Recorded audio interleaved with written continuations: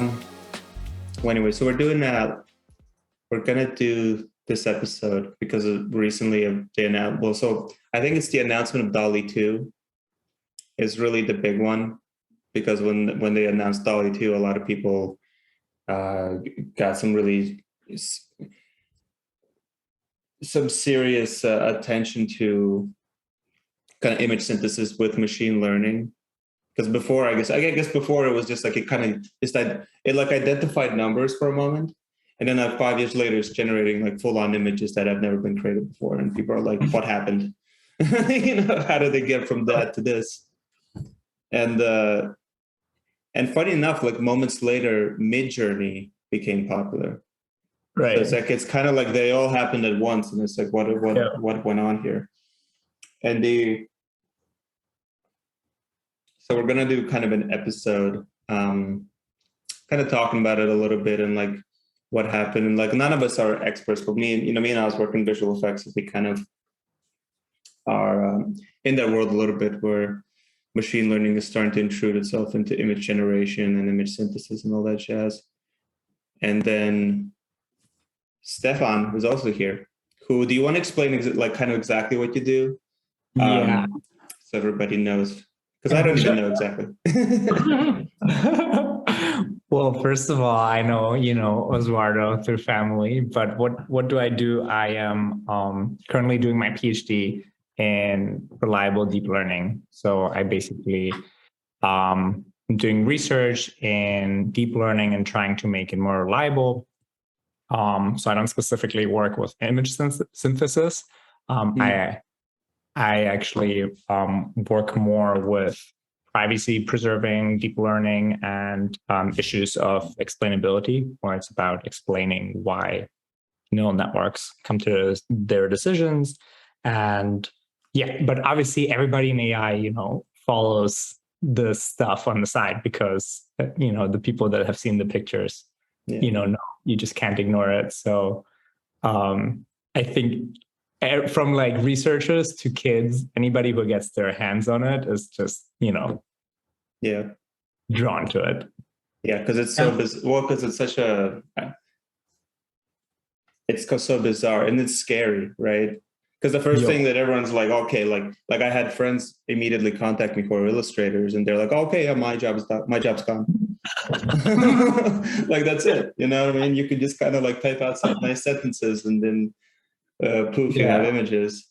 I'm not so pessimistic. I mean, I don't really think that, from my experience, any advancement that's ever happened in visual effects, or like, because there's been so many times where Adobe would give some like tech demo where like they just automatically fix something, where you just draw something, and it never actually plays out where that just replaces people's jobs. What actually happens is that, now we can, instead of having, one thing, that one unit of work or one shot to work at, now we can do 1,000, So really all that happens is just like the amount of work just increases, it explodes. But, the trick is that none of these tools are ever 100%. They never work perfectly. But they'll get you to like 90% really well. I wonder if it will make things actually harder, because like the expectations just, must skyrocket. That's exactly what I think will happen. I think what will actually happen is that now it's like, because, it's before you only had to worry about 10, 20, 30 things. Now you're worrying about 200, 300 things. Well, you have these machine learning assisted tools that can get your results quickly. But what if they don't? What if there's that one case where they just don't? Well, now you have 200, 300 things that need a solution that is not magic. And then people are like, why? What is this? They're like, look at. How are we going to do this? I think this happened a lot. I mean, in visual effects specifically, this happened with green screens a lot. Because there was a moment when like IBK came out, right, where it was very performative with green screen. It just did really, really well. And there was, you would think that it's a form of keying a green screen by using by subtracting a clean image of the background, basically. More or less. So instead of having like a set of values or like a vector of a value, it actually takes a synthesized image of a background. Well, usually which is green or blue, but it's very, very good at, because it uses the image itself of the background, it can capture like very, very minor differences in the background very well. So it's very good at extracting very small details, hairs, things like that. Things that's like used to be very difficult to do. With IBK, it's much simpler. But the idea would be that, okay, well, IBK came out. Now you can, before it would cost us this much money to do 10 or 20 shots. Well, now we can do 100. Now we can do 200. Right. And in the end, what actually happened is they just made the job so much more difficult that you actually just needed to hire more people, because now you're doing these entire movies that are just green screen Star Wars. And, so, all right, so enough work, complaining about work.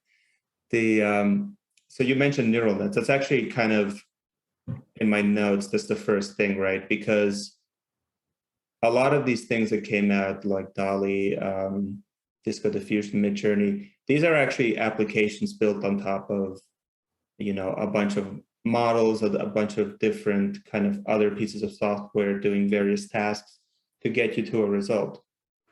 And from what I understand, from my limited knowledge, it all kind of starts with neural nets, right? Is that like a kind of a correct assumption? Yes. So do you want to kind of give a layman's term, like an explanation of what neural nets are for all of us plebeians?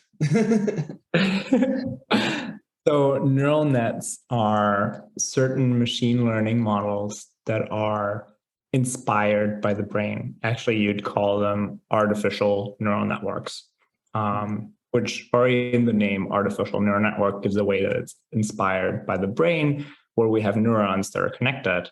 And basically, you also construct these artificial neurons, and they're connected with each other, and they basically make up a computational model where you can have some input and get some output depending on how these neurons are connected. And how these neurons are connected is what basically are the parameters of the neural network, and it's what basically practitioners can tune. And the whole deal with neural networks is tuning it, and that's what people call learning, based on some data that people have. So in the case of images, you have millions and millions or billions of images, and you basically have a task like trying to generate new images.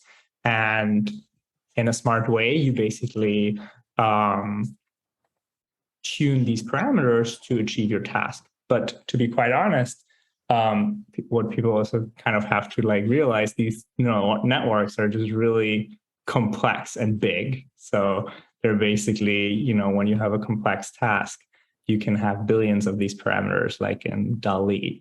Mm-hmm. And I understand that, it seems like a very abstract thing, but in reality, I think, it's kind of funny because researchers, I think, would always agree that they're actually a little bit like alchemy, because, getting them actually to work is people get it done.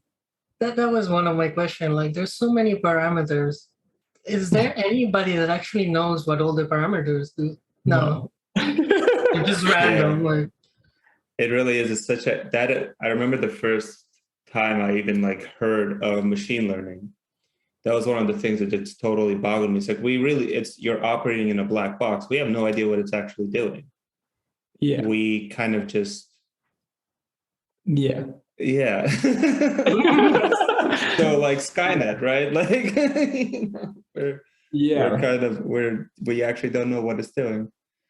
It makes it also hard to then definitively talk about, where this kind of artificial intelligence is at, because you literally have to evaluate it based on what it produces. And how you actually get to solving the task, like generating these amazing images, there's a lot of just heuristics and thinking that this will work. People try it, and it's very sophisticated ideas. But I think the people that built this, nobody thought, okay, exactly this way, I think this should work and it will work. No, you try. And that's why I call it alchemy. You basically, come up with, all these models that you think will work. You put them together in a way that you feel like will actually produce something based on experience you had before with your alchemy. And obviously there's good guidelines and some kind of understanding that is founded. But in general, billions of parameters, it's a lot of trying and seeing what works. And some things work and we don't even really understand why they work so well. And that's actually one thing about neural nets. Everybody knows that neural networks basically have properties that you need to be able to solve these challenging tasks, but nobody actually knows why you can actually get them to work, because people often compare it to finding the needle in the haystack. You kind of know that with neural networks, there is the needle that solves your brilliant task, but how practitioners actually find it. And that's the incredible thing that actually can, even though people don't really have, I would say, really good understanding of what's going on. Yeah. And in a way, it's almost, that's kind of the point, is to not understand it. Because I guess to me, it's the big difference between when you're doing neural nets versus a person sitting down and using logic and math to come up with an algorithm that solves a problem, is that at a certain point, these problems are so complicated that you're not going to have a human with a big enough brain with enough logic power to really solve it. So we basically we made a machine that creates such a complicated thing that it is impossible for us to understand it. Yeah. And that's kind of the point. And it's like us, right? I mean, when you go into psychology, people will also say humans are like a black box, and they have their various, kind of ideas of how to open it and trying to understand it, but nobody would actually, say that they definitively understand the human mind. And I think, it's totally true what you're saying. It kind of makes sense that we don't really understand them that well. Yeah. So it's kind of the idea. When I was reading up about, I was reading up about how technically a lot of the math, from what I understand, a lot of the math that happens is not terribly complicated. It's more that it just happens massively and in parallel. There's just a lot of it happening all the time. So my kind of question is do you think this is more an advancement of hardware, or is it software? Obviously a lot of things happen in the software realm to make it possible, but then is it really just GPUs? Did NVIDIA do this? Did they just build the fact that GPUs allow you to just process these things in such massive quantity? Is that what kind of opened the door to get these results that we have now? You definitely needed the hardware. There's no question. Neural networks and deep learning were dead before GPUs were used for them. It's literally called the winter of AI, and neural networks were invented way back, many, many decades before. It's just people, were not able to use them efficiently because they also didn't have the computational resources that you need. But it's not like if you give me NVIDIA's GPUs, which it would be fun because they're kind of expensive, that I could easily, come up with it's not like I could easily come up with these amazing models.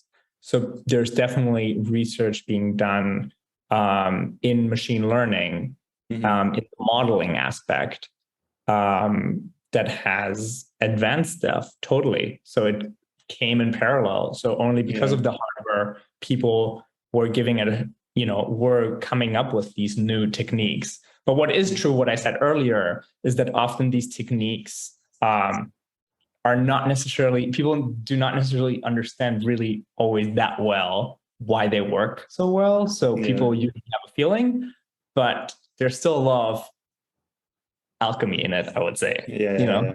That's like we needed GPUs so we can play around to see what would happen. So at first they used a lot of this stuff to, from what I understand, they use it to kind of identify. There's like that first experiment that I looked up where they use it to identify numbers, right? They had some kind of massive database of just like handwritten numbers. Yeah. And they knew, I guess they had to know what those numbers were just beforehand, and they made models that could identify those numbers, right, and with like high accuracy. So that's all cool. At some point it got to style transfers, and then it got to diffusion, right? Where style transfers is like the first time where we started doing really cool stuff, where it started to make things look like a Picasso painting or make things look like a whatever painting. So are you able to explain like what happens there? What?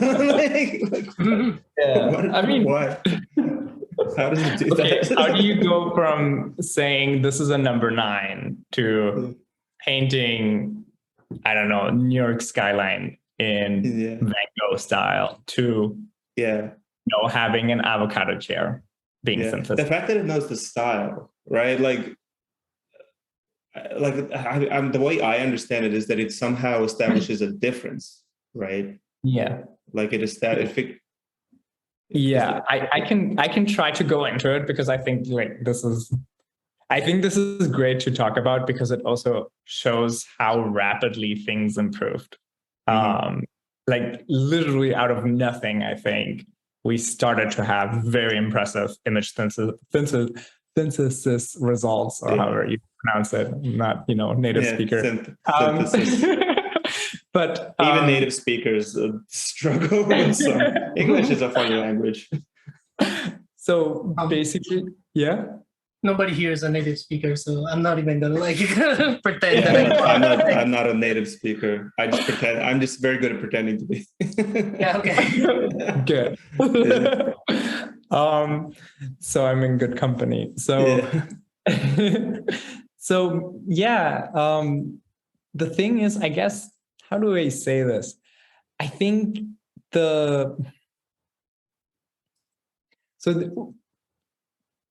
creating images, it's called in machine learning generative modeling with images.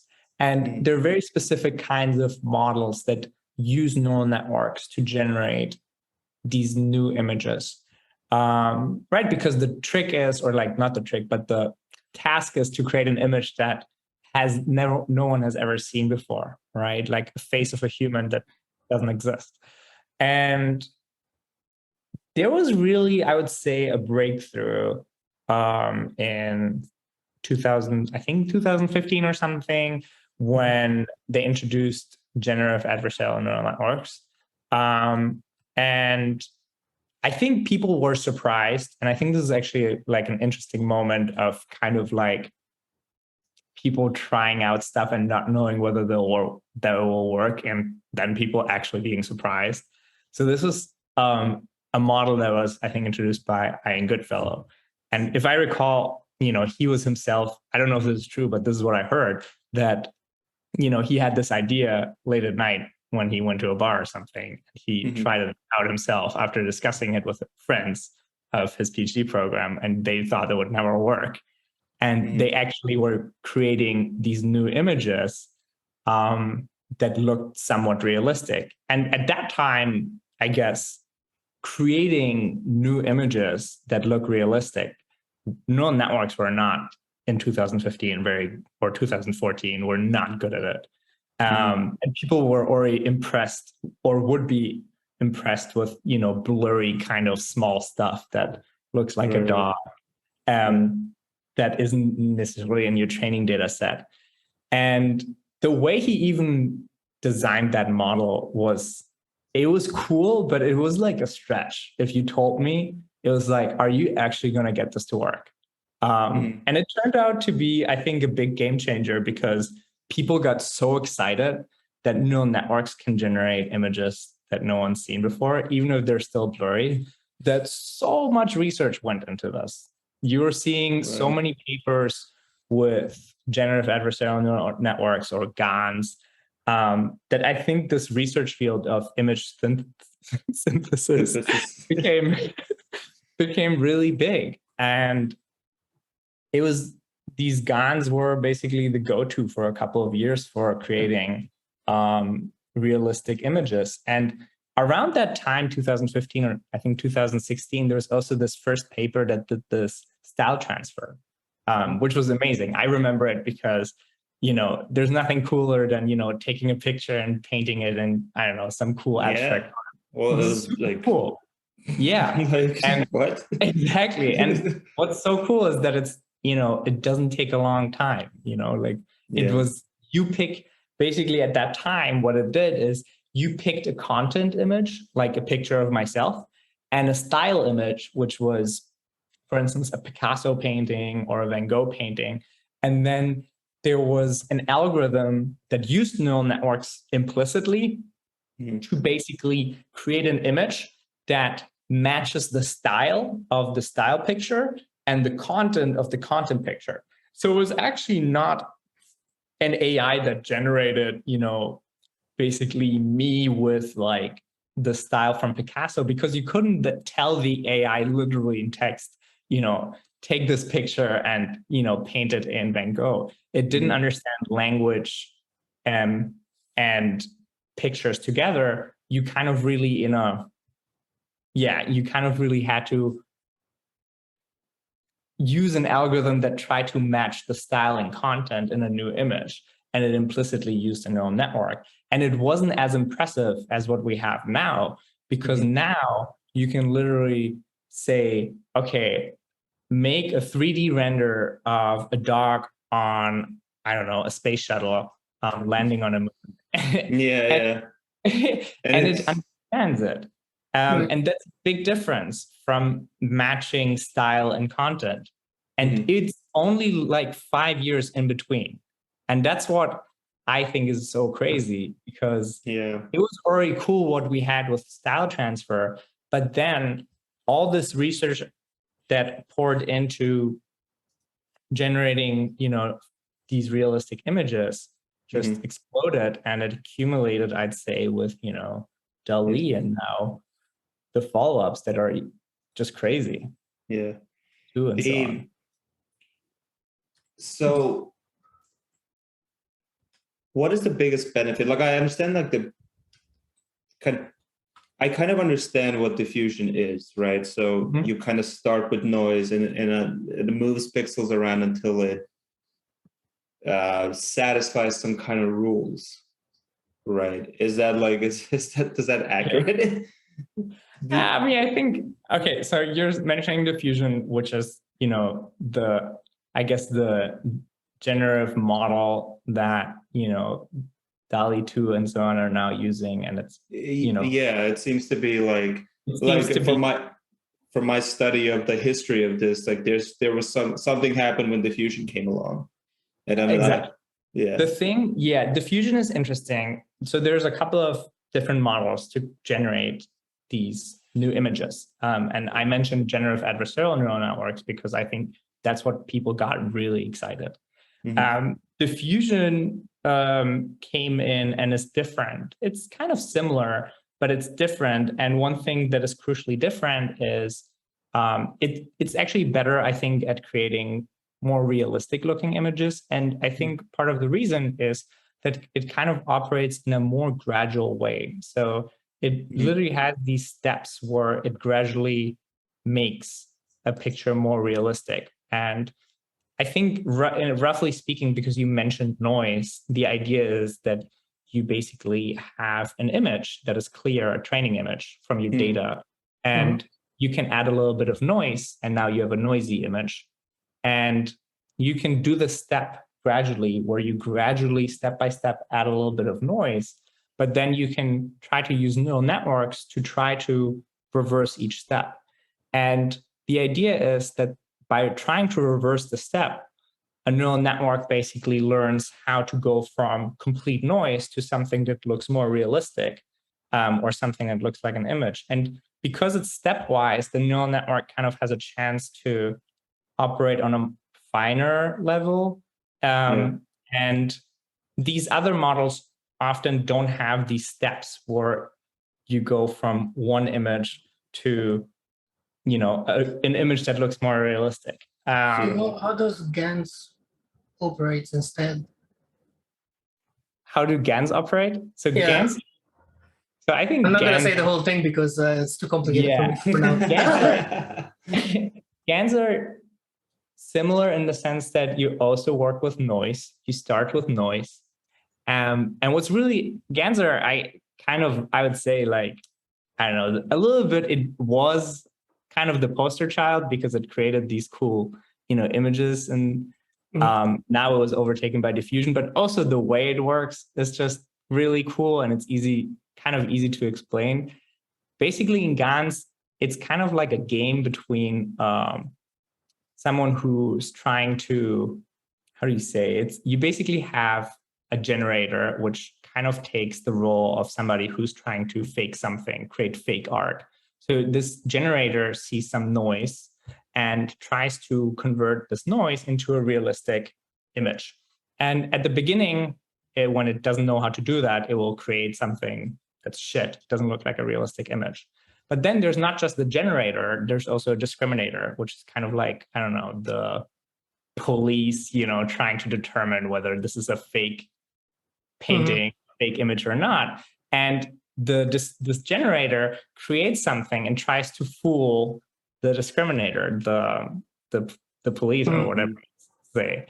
And basically, this is a game where the discriminator tries to discriminate as well as possible fake and real data. So you always have this real data available, and then you have the fake data, which is the generated one. And the generator wants the fake data to be indistinguishable. So it's really this funny game between two neural networks in the end, one being the generator and one being the discriminator.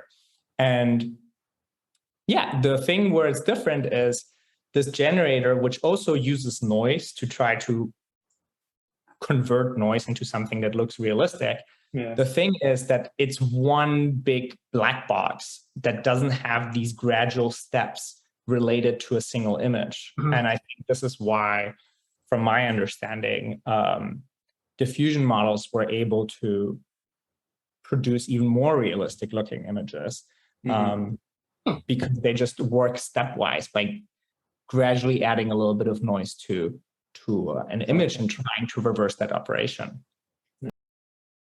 Is GANs also used? I can see how it could be used for generating music, but is it also used for like not generation of something, like prediction maybe? No, not that I know. That's actually it's an interesting question. So we only know about kind of the image-based stuff, but like where else is machine learning actually used? Like GANs, diffusion, is it actually used outside of just image generation? Yeah, okay, so there's different tasks, and you can use neural networks for different tasks, like prediction, or also called classification, which is the, I guess, easiest task because it's supervised. Because you always have in classification an input like an image and then a label like this is a dog or this is a number 9 digit. And then there's other tasks that people would also, for instance, call unsupervised, which is things like generating images where, nobody actually has, data of like, you don't say, okay, this is wrong, this is right. You have to have a clever way of generating new images without so-called supervision. Right. But yeah, there's other areas where people use it. Of course, besides generating music and images, I can definitely imagine generative models being used elsewhere. It just happens to be, I guess, the most, relatable or most exciting topics, like generating new songs or new images. I know people have been using it also in video games, I guess, to kind of generate, I don't know, worlds. But yeah, otherwise in healthcare, obviously people are using that stuff, trying to, recommend, or not, we're not there at recommending stuff, but we're there at like maybe trying to classify whether somebody has a tumor or something like that. And all kinds of stuff is using it. Netflix, right? Recommending movies.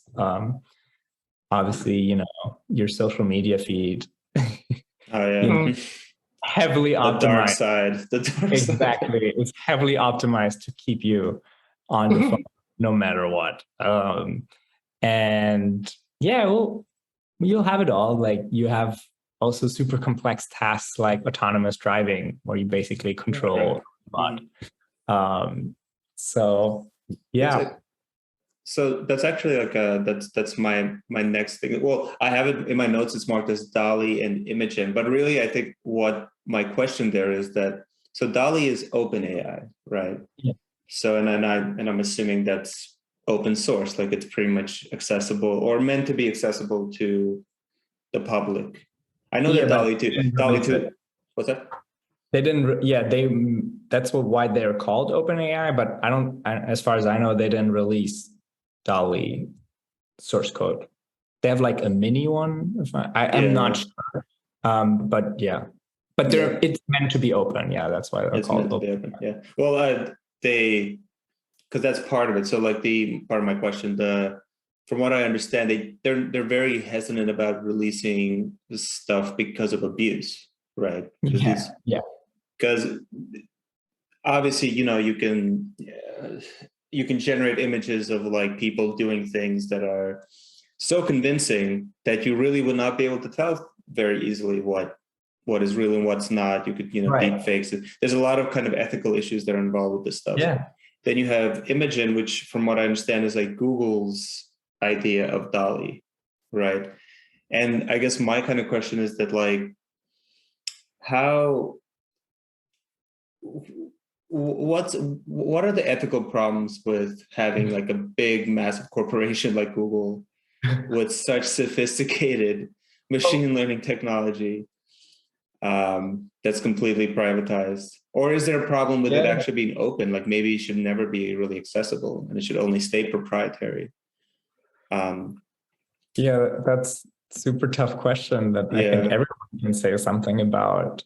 I think it's quite easy to think why this being open source can cause problems, because you can just, generate, I guess, a lot of stuff that is offensive. And this is, I think, maybe with images, you can keep it to offensive stuff. But I mean, obviously, with image synthesis, there's already a lot of stuff that is highly problematic. Like, you can take a picture of someone and create like pornography that they never did, and then you can blackmail them.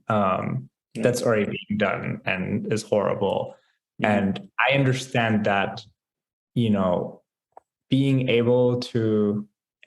being able to generate or have such powerful technology can cause problems. So that's understandable. On the other hand, it's also very understandable that people are upset that, a company that's called OpenAI is not releasing or making open source this model. I also understand that. And particularly companies like Google, I guess, I mean, there may be a little different from, I don't know where OpenAI is now. They started as a nonprofit. I know now they're in like a weird in between or switch to Right. profit. I don't know. But yeah, I don't know what the right thing is here, because I understand that it's uncomfortable that a corporation whose objective is profit sits on this technology and doesn't let the outside in. It's uncomfortable, and I understand that. Yeah, it's like I forget where I read this, because it's almost like it's not as like I almost heard someone comparing it to like nuclear technology, where like it's not, obviously, like nuclear weapons are a completely different ballgame, but it's something that's so powerful, and so it's just so powerful that you kind of like, it's a little terrifying when it's held secret, right? And it opens up like kind of, it's a little bit of a brave new world, right? Like where the stuff is going to go, because you mentioned before how in like 5 years, like so much of what we're seeing now literally happened in 5 years. So what's going to happen in another 5 years, right? Where you're going to be able to probably generate video, like fully generated, just like AI machine learning movies or clips, maybe movies. I don't know. Yeah, it's honestly, when the first deepfake, in the first deepfakes that looked kind of realistic were already really scary, but this was pre Dall-E already. Yeah. That's kind of scary to think about. Yeah. And that was this kind of similar to the style transfer. So this wasn't like deepfakes where you typed in politician X says this, right, in this kind of setting. Like that kind of stuff will be scary, because, and it's kind of surprising that it hasn't gotten already like more attention. I know in the US, I think there are already like, little deep fakes in politics that, people caught, and it was immediately things. I know that in the Ukraine war, there was already a deep fake of Zelensky, saying, I don't know, give up or something like that. So it's already happening, but yeah, you're totally right. Once video is there, it's kind of hard to like say we want everyone to be able to generate whatever they want, because I don't know if anybody will still want to be on the internet. I was talking. Well, because at that point, though, you will question everything and anything. Like, because there is already people that question. Like here in the US, and the January 6th committee, there's people that are questioning videos of Ivanka Trump saying certain things, saying that that's not a real video, but and it will be the ultimate card to play. And it's so I don't know if I want to live in that world. I mean, I will. I just we're stuck living in that world. I honestly think, and it's funny because when I tell like older people about that, they tell me like, I'm glad I'm not living in that world, because I understand like there's no point of discussing shit, because the scary part is there is obviously like, crazy shit happening. So, when you take into account that these things become technologically very plausible. Yeah. So I was talking to my fiance about this, how like, it might actually kind of kill social media, right? Because it's a kind of thing where like, somebody posts something on social media, and it's a person doing something. And then there was a world where if somebody posts something on social media, it had some kind of credibility because it was video, right? You can't fake a movie, you can't fake video. Well, now you can. Yeah. So now it's kind of like, well, it's going to get, people are going to have so little trust for these platforms that it might actually backfire.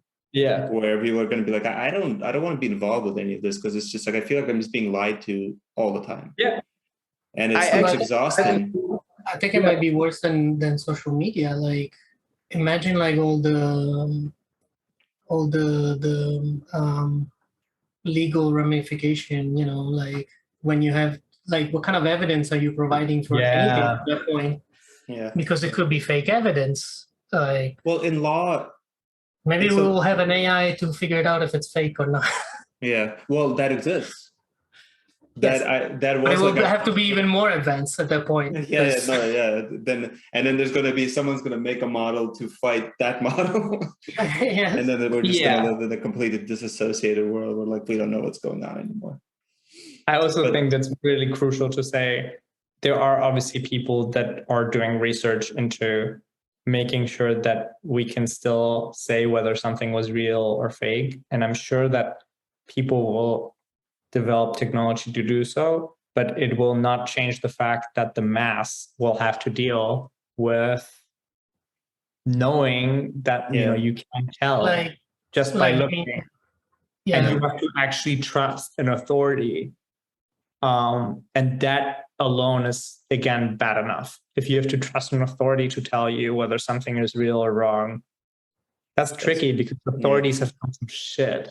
Yeah. They don't have a good rep. That kind of stuff. No, it is really bizarre because I remember what I forget when this. I don't know. I already forget what the example was, but I remember even like in the very first days, this was kind of when style guides were happening. Like even this is like 10 years ago. The moment this stuff started to appear, like people started talking about, it's like, okay, like this is the death of evidence. Yeah. Right. So now it's like if you go into a court proceeding, the issue is not really like, oh, is there a video of the person doing it? It's like, can you provide a paper trail of this video? Yeah. Right. Can you show me the camera it was filmed on? And that's bizarre, right? You have people that record things in the street. Like we had the whole thing with George Floyd. Like everything that happened with George Floyd, those are people in the street, like filming stuff with their phone. You can probably also have an overflow of just, too much. That's also kind of a danger, like too much to process.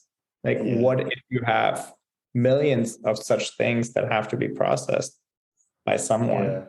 So I'm sure people will kind of like use technology to get in, I don't know, like claim that, and maybe rightfully claim that you can trust certain authorities or companies on whether something is verified, but it's still a really uncomfortable reality.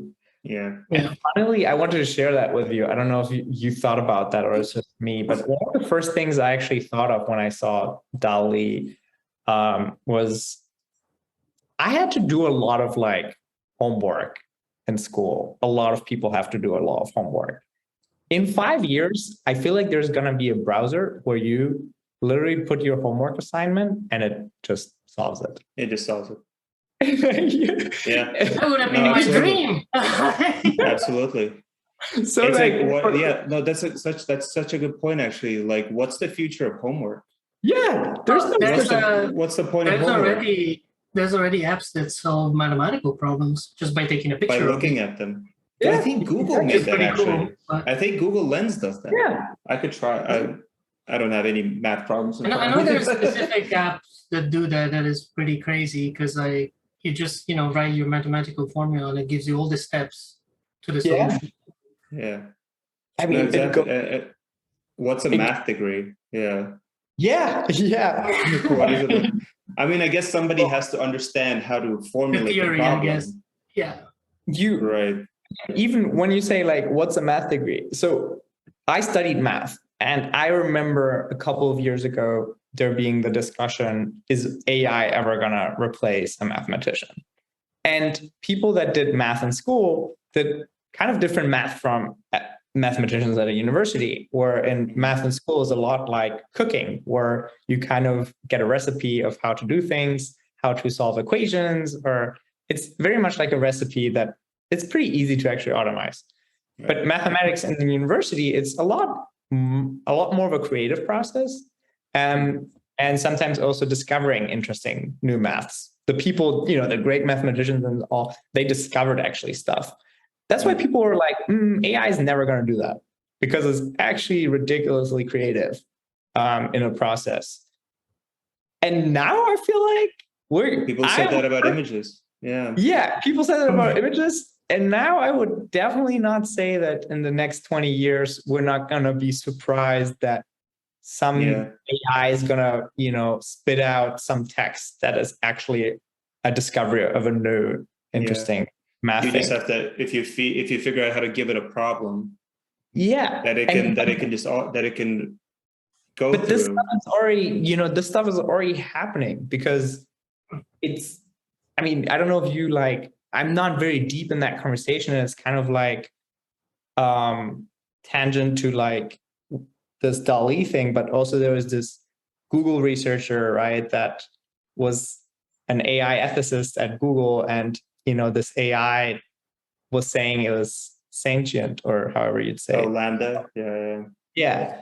I mean, there's, from what I understand, like that it really isn't. What it is that it's just having, they made something that's having a very good conversation with somebody. Yeah. But it is very likely not sentient.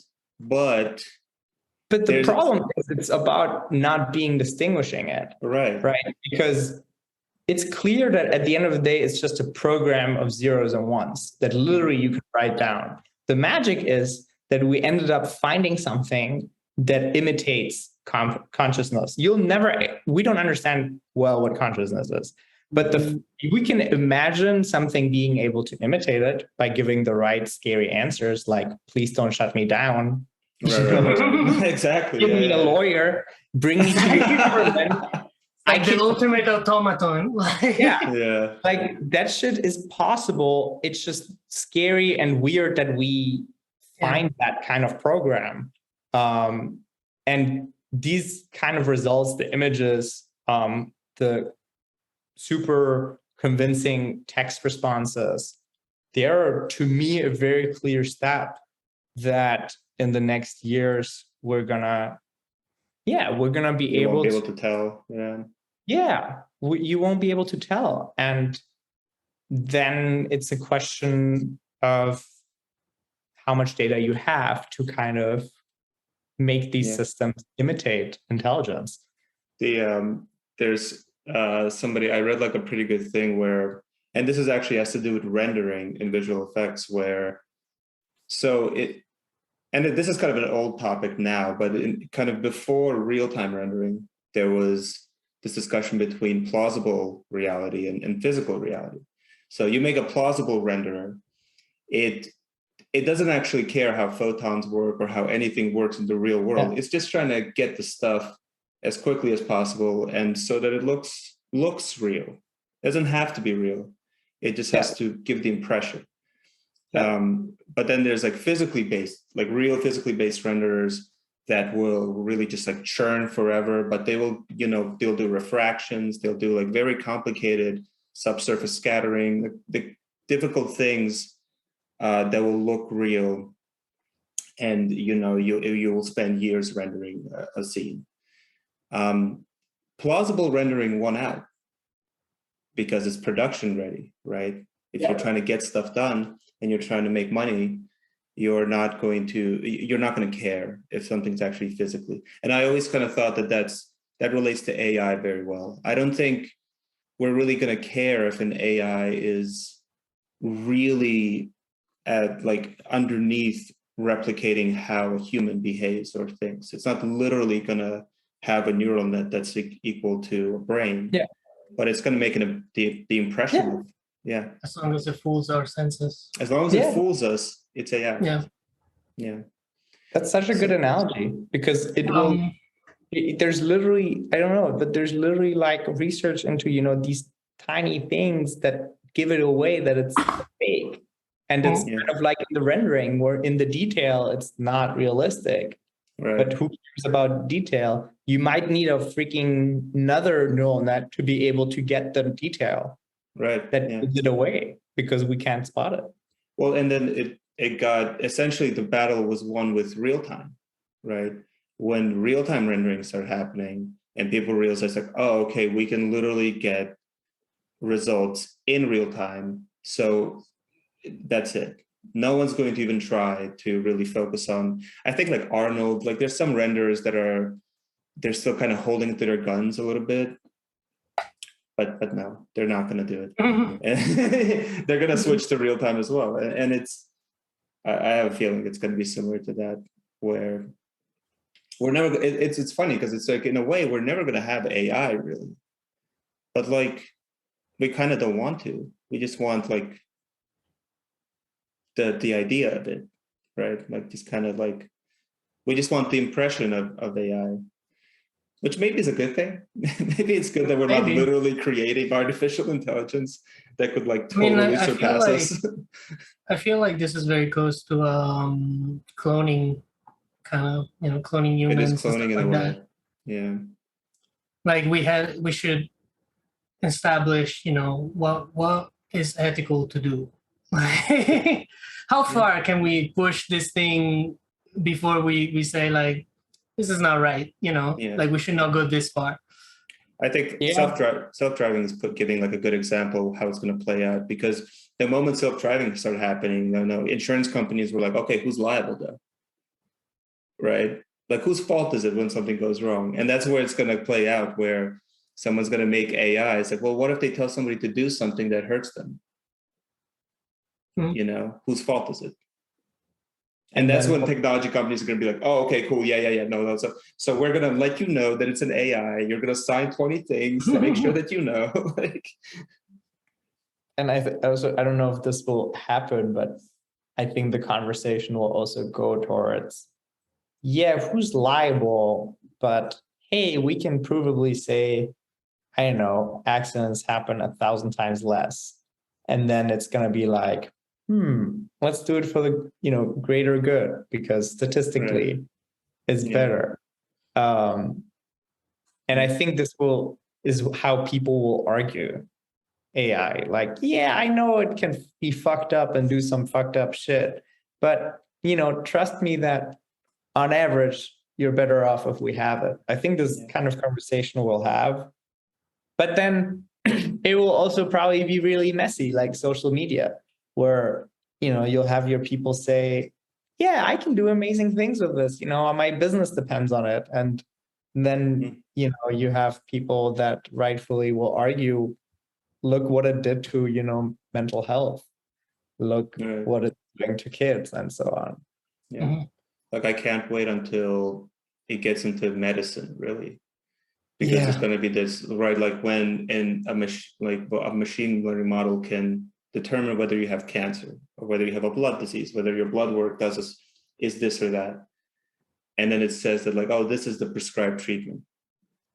It's going to get it right, I'm sure, very often, right? But then there's going to be that one time where it kills a person.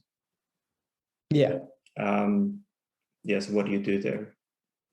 With people, we have like societies and civilizations and bodies of law. We have all this stuff set up to kind of determine what it means when humans make mistakes. But then like when we trust machines to do it, well, it's like, we don't know. And who determines it? It's going to be, it's a brave new world. And it's going to happen so fast. It's going to be so terrifying. It's going to be terrifying. Yes. It's going to be like amazing. Amazingly it's going to be totally terrifying. It's going to be amazing just, sitting at night with Dall-E, with friends and just like brainstorming about fucked up shit to like put in there and laugh. Because there's hilarious stuff that comes out. I don't know. I'd be super interested to hear what was your most impressive or most funny thing that you've seen.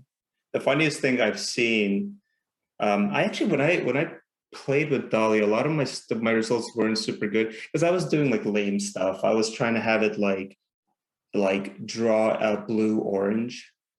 I was trying to break it. I was trying to see if I could like trick it. And it's surprisingly difficult. A blue orange. What is it? Yeah. Is it the item? Is it the color? Obviously that's a difficult one. The funniest one I've seen, or like that was most impressive, was like a guy underwater with long hair trying to catch a ball, and it was an image. It's online somewhere. It's an image of a guy with like a long beard and long hair underwater trying to catch a ball, and it's rendered perfectly. And I was like, how is this possible? Yeah. This doesn't exist. Doesn't exist. Yeah. I don't even think there's a photograph of that, because what I first thought is like, you know what, maybe this is based on like dogs, right? Because there's pictures of dogs catching balls underwater. So did it just take an image? I can picture somebody trying to catch an apple, maybe on the the water, like that like Halloween kind of game. Yeah. Yeah, it's a very American thing. It's like I've never done that. I never done that either, but like a picture from the water part, perspective. So it's so like. But like if it has like hair flowing and stuff, that's pretty. It does. I want to like find this. I'm gonna throw it in the chat because I think this is actually. I saw it on like I saw it on Reddit actually, because on the Dall-E Reddit. I'll tell you a funny one that I recently saw that really made me laugh and impressed me. So in our group, we all work on neural networks, so everyone was having fun with it. And our group is in Munich in Bavaria, where people, have Lederhosen, the stereotypical, Bavarian, traditional stuff. And somebody wrote, so we have somebody who has access to Dall-E, and somebody wrote, type in Bavarian robot in Lederhosen and at Oktoberfest or something like that.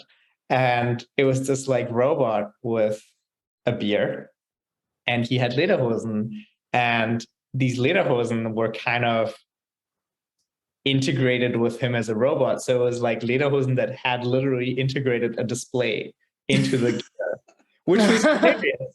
Because it's not like, that's actually like creative thinking, right? It's like kind of a robotic Lederhosen. Yeah. And it wasn't just, a display that was part of the robot. It was literally part of the Lederhosen. So it kind of made this traditional wear like robotic. Yeah. And these kind of details are what impresses me about it. Yeah. Because that's like not obvious that it goes all the way to sometimes find these creative things. Like that make it like, That's what I like when playing with this kind of stuff, because you get like this kind of tiny detail, and you're like, I like that. If I make a drawing, it's an idea that I'm gonna use, so I'm gonna like, do that. I also think that's going to be like a weird new job. I don't know if it's going to be an actual job, but I feel like there's going to be little details that you actually have to look out for to appreciate. Yeah. I can imagine people going into like a review session or like a brainstorming session and just having a bunch of AI generated images and like, I like that and I like that. We should try something like that. Because it's really good at that. It's just like it has ideas, creative ideas, like ideas that we would like. It's weird. Such a weird time to be alive. So bizarre. The funniest one I also saw on Twitter was like Minions Insurrection. So, so like the real one. Yeah, it was like it was what everybody knows happened, and just with with minions. That was hilarious. Yeah, that's good. Yeah. Right, we're gonna. I don't remember the funniest one, but I remember like the coolest one was this space dragon shooting like thunderstorm or something, and it's like this really weird like dragon looking figure, which has no like dragon features, but your mind says that's a dragon. Yeah. And like, thunder's like coming out of it. Like, it was really cool. And I actually have a picture on the computer, so I will send it to you later. Please do. Like, a screenshot of it. We're kind of hitting like, we're past an hour with everything. So it was a really good talk. Thank you, Stefan, so much for helping us out understanding these things, because like I went to art school. I also went to art school, because I didn't want to do math. Yeah. Well, now you don't have to. No, I don't have to. I can just take a picture. You're all good. It's all. We can all go back to school and just have our homework be done. We can all get liberal arts degrees now, just like philosophy and poetry. That's all we're doing. So we need to worry about.